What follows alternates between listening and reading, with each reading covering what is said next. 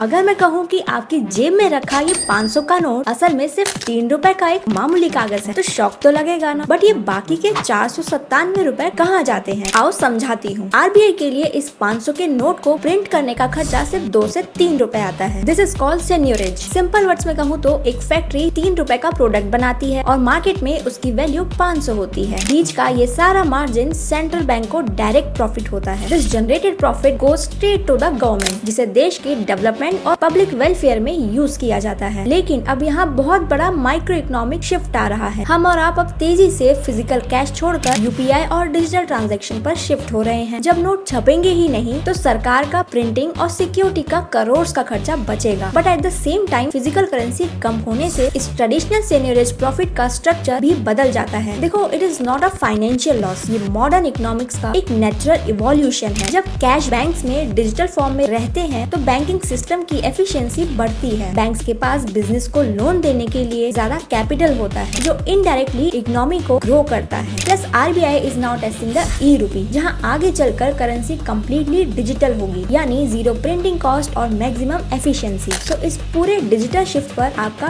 क्या पर्सपेक्टिव है?